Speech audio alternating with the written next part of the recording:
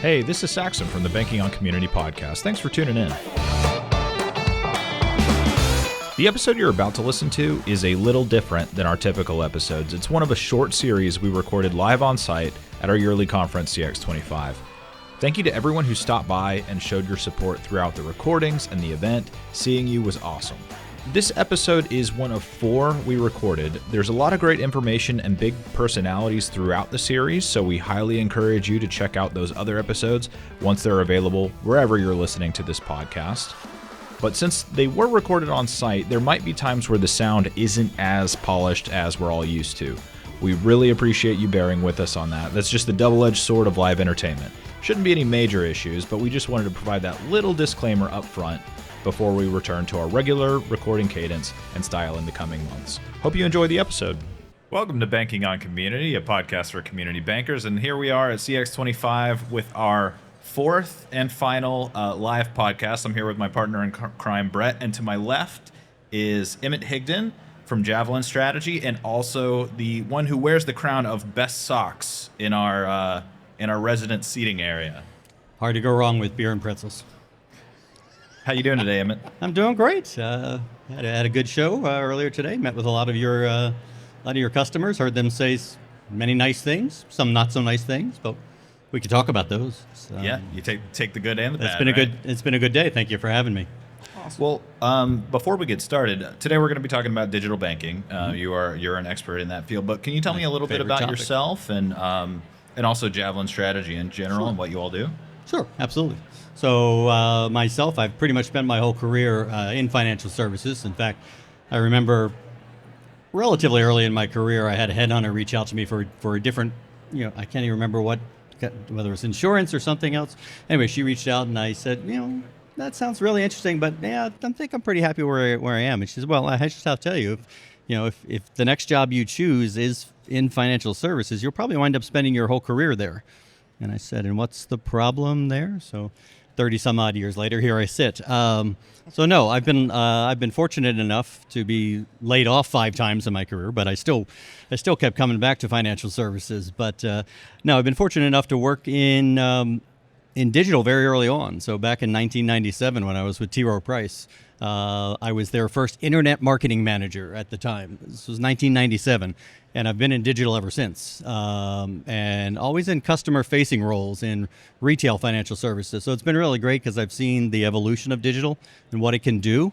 And I tell a lot of people, the challenges haven't changed. People's needs haven't changed. I still need to pay my bills. I still need to remember to pay my bills. I still might need a couple $100 to get me through till next Tuesday, but so we're meeting the same challenges. We just have different tools now to work with in order to help us do that a little bit better. So worked with mostly a lot of different financial services companies over the years: Citibank, T. Rowe Price, TIAA-CREF.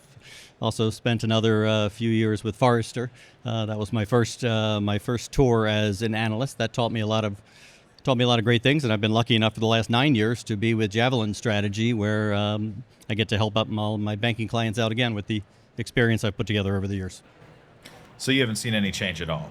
None. That's what I heard. None at all. So I remember back when I worked for USF&G Insurance, we had this stacker warehouse that had an auto picker because we had 52 different sets of forms for every single state in the union. Oh, or 50.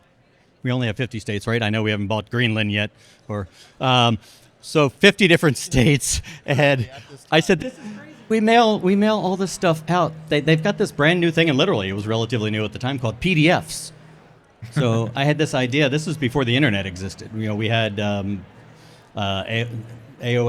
Anyway, I said, let's just send modems to all of our agents so we can stop mailing out all these paper forms. So yeah, that was my first taste of digital, was how do we stop sending out all this paper and start to get stuff more digitized? Yeah. Wow. Yeah, no change at all. Well, here in our little celebration area that's directly behind me, behind the Pong, we've got all this old technology, and it's just amazing how far things have come. And this is all obviously pre-digital. Everything's like analog, etc. But let's fast forward to today. Let's talk about what are some of the major shifts you're looking at today? What are you noticing? I think what we've seen, we do a lot of direct consumer research. So one of the primary inputs to a lot of the work that I do with our banking clients relies on input we get from a large sample consumer survey we do every year. And we're always tracking, everybody likes to talk about trends and whatnot, but I like to see where's the customer pivoting? Yeah. How is that changing? How are their expectations changing? And I think one thing we've really seen is, one could argue we've been seeing this for a lot of years, but a growing impatience with a lot of what we do in financial services, because it still takes, in their minds, just too much effort. Mm-hmm. Why are we seeing so many folks go out to fintechs and whatnot? For a couple of reasons. One, you go out to the one-trick pony solution. This app I downloaded does that one thing really, really well, so it feels simpler. So folks have gravitated to a lot of those solutions. What we're also seeing, however, is at the end of the day, I've got too many different apps now. So we're kind of seeing a real opportunity for banks that they've missed over the years. We haven't done a very good job as banks and credit unions about communicating what we already have in our digital channels, but personalizing it for that customer, meaning not with their data necessarily, well, certainly with their data, but showing them what is the value proposition for you, Saxton. What is it what's the value you can get out of this thing? Because it differs for every customer. So why we see a lot of customers missing what their bank already offers and going out to a fintech, they may either simply not know it's there because you don't do a great job of putting it in front of them, but they also just don't understand it. We have one question on our surveys where roughly 1/3 of respondents said, I just don't really know how or why to use a lot of the tools that are in digital banking today. So that evolution or change in customers' expectations, I think, we're seeing drive this real. You've seen it in some of the trade press now, picking up on something that we've been talking about for years. This evolution from DIY kind of digital banking to more of a do it with me and ultimately do it for me. Yeah. Kind of a progression. So you got all that great stuff out there, but if I got to sit down and bang in all my data for a half an hour, I'm just going to I'll come back to that later. So I think that starting to see automation being applied in much more creative ways, and automation can take many forms. It might be your chatbot. Everybody loves chatbots, but most of them really stink. We just did an entire report around the top 20 banks, and most of their bots failed in fairly simple ways. But automation can take many forms. Automating a direct deposit switch for a brand new customer that you just onboarded. Why would you want to go through your HR department? Why would you want to have to print out a PDF and actually hand it to someone when there's plenty of vendors out there today who will take care of it for you in a matter of seconds? So, I often say we can, in today's digital world, we can open an account in under 2 minutes, probably. Open a brand new checking account. It's going to take you the next 2 weeks, at least, to get set up to really do business with that bank, even if it's not, particularly if it's a brand new bank to you. You just have to enroll in digital banking, enroll in alerts, enroll in bill pay, enroll in Zelle, and it's ridiculous. It's too much effort on the part of the consumer today. How much do you hear? And I don't know if you were able to be in our general session when Jason Dorsey was presenting. No, I missed Jason. I caught Sugar Ray, but I missed I caught Sugar Ray too. One right on. But one of the things I thought was really fascinating that he was sharing was not so much about that we have to know all the different aspects of each generation, but how to message to them. And what a lot of his research is showing, and like I can testify to this. I have a 19-year-old, I have a 21-year-old, right? And it's simplicity, right? Is like the end user is like, I know it's complex and I don't need to know all the complexity behind it, but when I open it up, like it needs to be simple. I shouldn't have to watch a tutorial to be able to interact and use your digital app. I'm just in your research and talking to not only banks, but then the end customer research that you guys, how much is that hitting? I think that's spot on. I don't need a user manual. I shouldn't have to have a user manual for my mobile banking app. But by the same token, I do need to understand what's the value I'm going to get out of this. If I'm going to invest my time in looking at this or working with this widget that you put in front of me, what am I going to get out of it? And we do a pretty good job building tools and throwing them out there, we do a very poor job then, helping educate customers about what can this do for you? How can this help improve your personal financial life? Hey, this will help you plan out more than just 2 weeks, or, here's why you need to improve that credit score. We sell credit score programs, great example.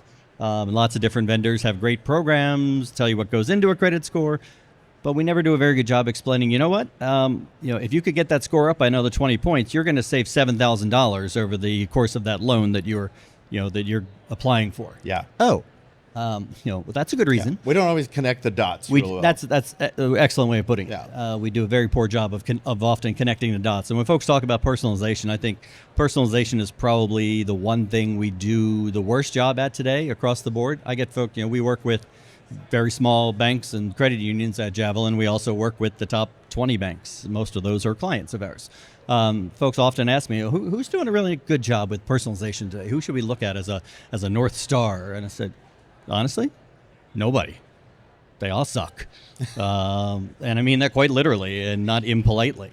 We do a really, really crappy job of personalizing the banking experience today. But one key missing component there is we don't provide enough forward-looking data and insight and whatnot. We kind of tell you, here's the way things are right now, or maybe here's what's happened yesterday. But how do we help you looking more forward? So we ask a question on our survey where we say, how well does your bank do helping you with your day-to-day needs? And roughly 50% of people say, yeah, they do a pretty okay job. When we ask, how well does your bank help in helping you plan ahead for your future needs and goals? And it drops by 20 points. And that's what's one of the key things that's missing. We started as this is the way bank in your pajamas, and it was all around that transactional activities. It's gone way beyond that now. We nailed that years ago, but we haven't moved too far beyond that. I think that's one of the key things that we're missing today. And I think it's something that people will get a lot of value out of, because it's, as people are increasingly concerned about, kitchen table issues, like their pocketbook and that sort of thing. They want to know, how can I budget better, those sorts of things. And also simultaneously, you both were kind of touching on it. We talked a lot about, like, in the past, about the Amazon effect, the Netflix effect. It's people are expecting those experiences in their banking experience. And I think that's true. But also what we see right now is, or at least I will speak personally for me, I'm cutting down some subscriptions because I have way too many. And if I could do something conveniently in one place and also have that good experience, I would choose that 10 times out of 10. I think we're seeing a little bit of movement there. We talk about open banking. Nobody really understands what that means. Least of all, consumers have no clue what the hell open banking means. But as we start to see the use of aggregation and easier data movement between different institutions, I think we're kind of headed in that direction. I hope we're headed in that direction. We haven't reached anywhere near a tipping point, but I remember years ago when I worked at Forrester, and online bill pay was just a new thing. A colleague of mine were working together, put together a model saying, what's it really going to take for who's the prime customer for online bill pay to try to get them signed up? And we determined that it was somebody who's got at least 6 bills to pay. I'm licking 6 stamps a month, and I'm putting them in envelopes. It's going to take about 6 bills to get us to that point. It's so quaint to think back to those days. But now we look at, how many apps do you go to a month to take care of different stuff? Do you go to your AT&T app because you get credit for paying the bill right away? And I go to my bank's app and this fintech and SoFi and Cash App and all. I think we're heading to a point where consumers have less patience for all those different apps. I don't want to have to manage all that crap. When you talk to the aggregators today, they say, one of the most requested items is to aggregate my Venmo activity. Yeah. I want to bring that into my regular checking account ledger, so I can see that activity all together. Thanks, but I don't need that Zelle thing that you got. I'm happy with Venmo, but I want to bring all that stuff in. Could you make it possible for me to bring that stuff in? It's those integrations. You guys were talking more about embedded solutions, like you were saying before. If we can bring all that stuff together, that's how we're going to hold those relationships much longer. Yeah, that makes a lot of sense. One of the things that you had in your presentation that you mentioned is the Javelin's digital maturity. Mm-hmm. Can you tell us a little bit more about that? You've touched on it already, without saying those words explicitly. In so many words, right? Yeah, no, it's a framework that we put together about 5 or 6 years ago now, where mobile was really just starting to get some better traction. People were starting to see, why it was better in many cases, or quicker and easier than going online. And we said, okay, well, we really need to progress beyond just being one of the first stages. So it's a 6-stage progression that we look at, and one of the first stages is what we call transactional competence. That's, I just expect to be able to go in and send money to my friends, pay a bill, check my balances, that sort of thing. We've nailed all that, as we said earlier, I think, for quite a while now. But as you move toward the latter phases, the last phase being what we call proactive partnership with your clients, which we're nowhere near. Why can't I remember the second to last phase? But it's gradually about building deeper relationships, but doing it in a way that relies on 3 things. So there's a good graphic in the report that says, the key to moving from that transactional competence to that proactive partnership relies on 3 key inputs. One being surprise, personalization. Another being engagement, how we engage our customers, which is on everybody's lips these days. And finally, automation. So 3 things we've kind of touched on, as you said. We've kind of been talking around it. Those 3 things are critical, and they play a little bit of a role in each one of the stages. So one thing I was talking to about the banks today, they don't have, Jamie Dimon's, 10, 12-figure budget for IT. And so folks were saying, well, what can I do to do this thing you're talking about? And I said, well, there's many ways to leverage what you already do today. A lot of it comes back to the messaging that we already do.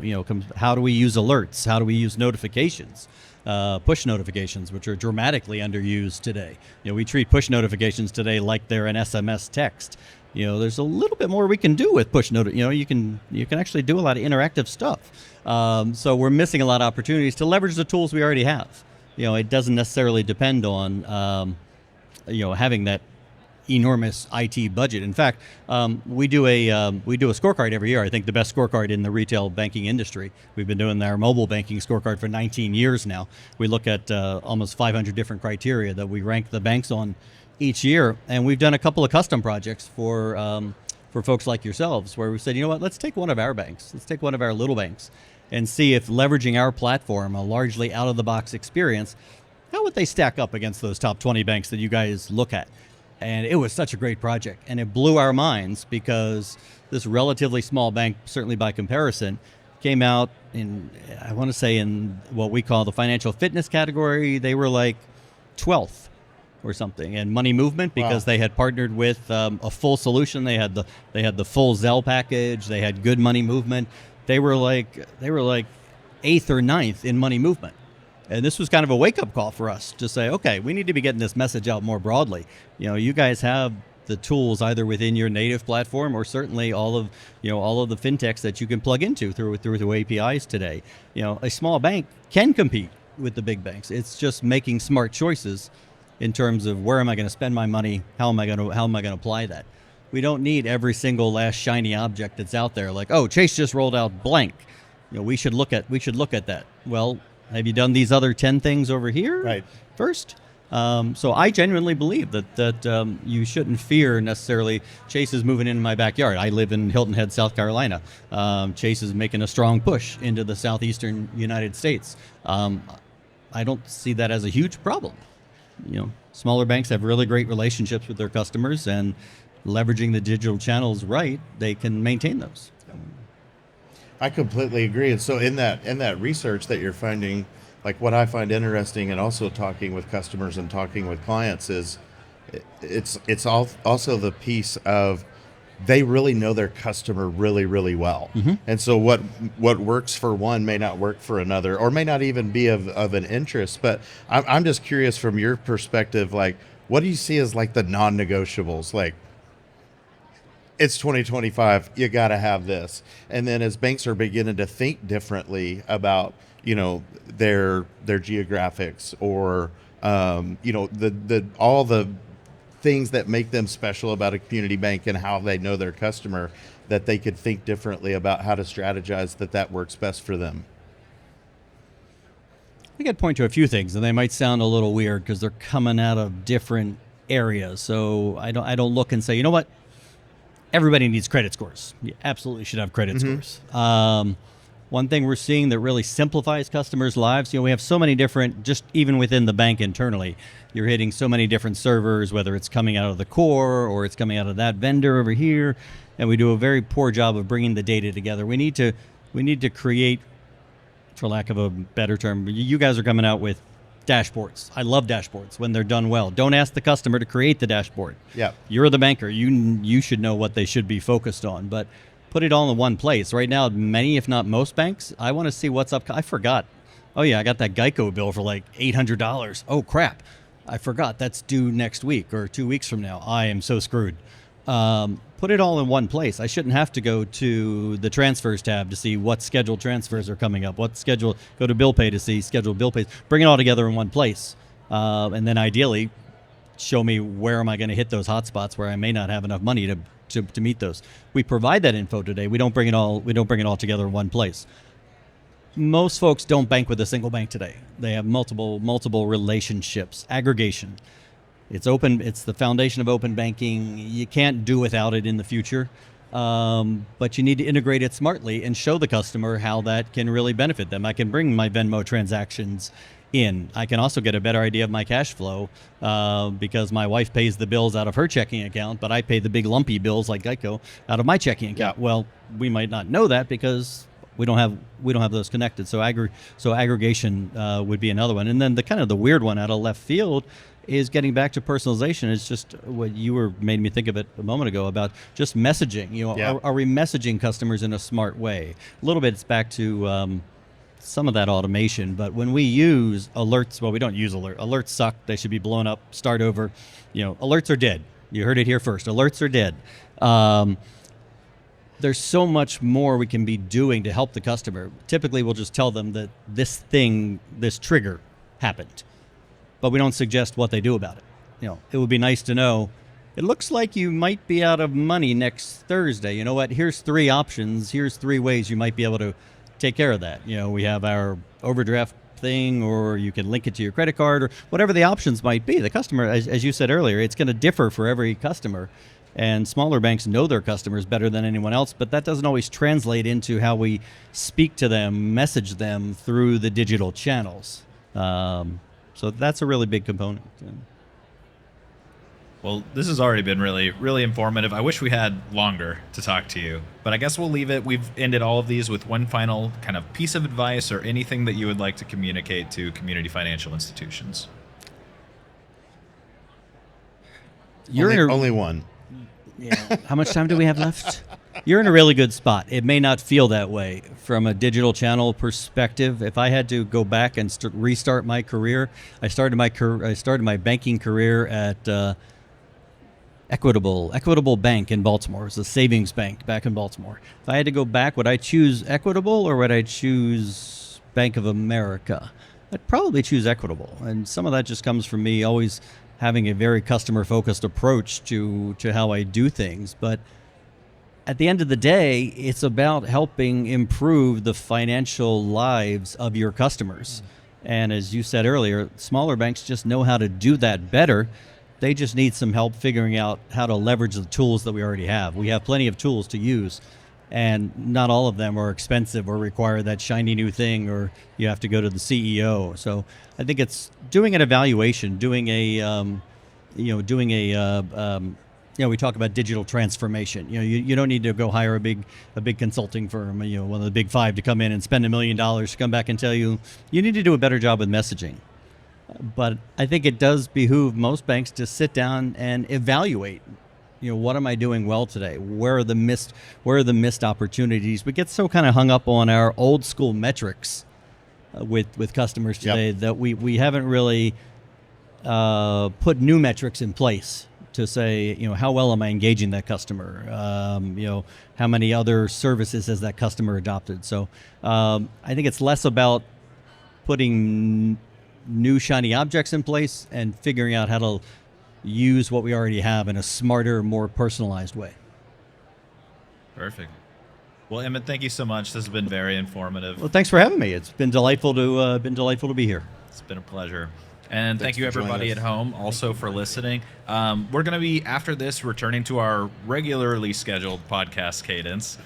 fewer on site. No quarter zips though. It's springtime. We don't need the sweaters anymore. I was given shade about that anyway, so I've kind of backed off the quarter zips. But until then, you guys can find us wherever you get your podcasts, and we'll see you next time.